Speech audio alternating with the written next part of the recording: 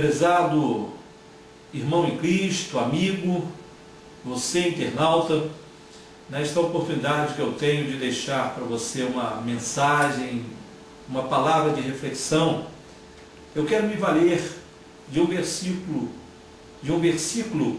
bíblico e procurar mostrar a você o contexto desse versículo. O tempo não me permite para explanar todo o capítulo 20 do livro de Êxodo. Portanto, eu quero pegar apenas um versículo e naturalmente quero trazer um contexto dele para você, e em cima desse contexto, logo após, eu quero deixar esta reflexão que eu creio que vai lhe abençoar.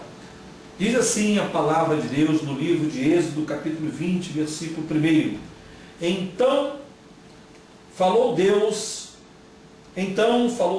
todas essas palavras: Eu sou o Senhor teu Deus, que te tirei da terra do Egito, da casa da servidão. Em algumas Bíblias diz da terra da escravidão. Eu quero passar para você uma reflexão sobre valer-se da história.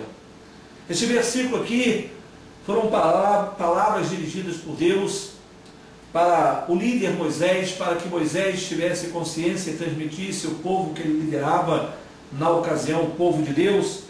E quando Deus fala: Eu sou o Senhor teu Deus, que te tirei da terra do Egito, da casa da escravidão, da terra da escravidão, Deus estava querendo lembrar a Moisés e consequentemente a todo o povo que Moisés liderava, que o povo precisava ter lembranças do que Deus já havia feito para eles, por eles, e o que Deus havia prometido após tirá-los da escravidão do Egito, sob a liderança de Moisés, as promessas de Deus para um futuro, promessas de Deus na vida deles.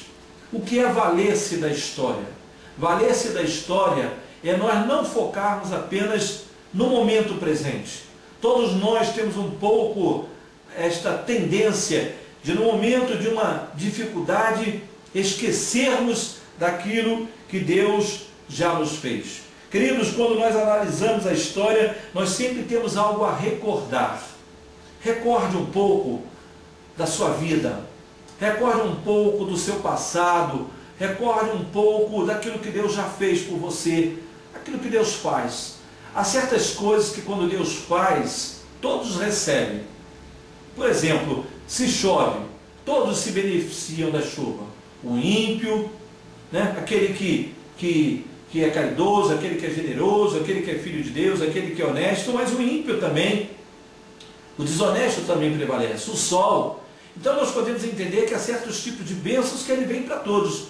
Mas eu creio que você, provavelmente que está me assistindo, já pôde experimentar na sua vida, por muitas vezes, a provisão de Deus, os cuidados de Deus, o amor de Deus. Pare e pense na sua história. Você está parando para pensar, analisando: será que a sua história te traz lembranças?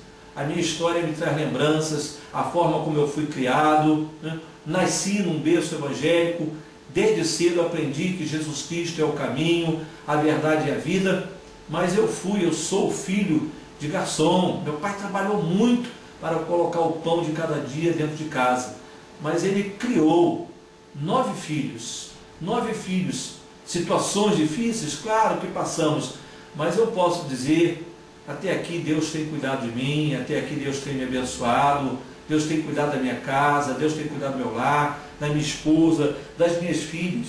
O que eu quero deixar nessa reflexão é mais do que uma lembrança, né? Mais do que um aprendizado com a história, mas que você possa entender que, assim como o povo de Israel, sob a liderança de Moisés, recebeu de Deus orientações para que Moisés transmitisse ao povo que aquele Deus que tinha tirado eles da terra do Egito tinha promessas para cumprir na vida deles. Eu digo para você também: Deus tem coisas maravilhosas a realizar na tua vida.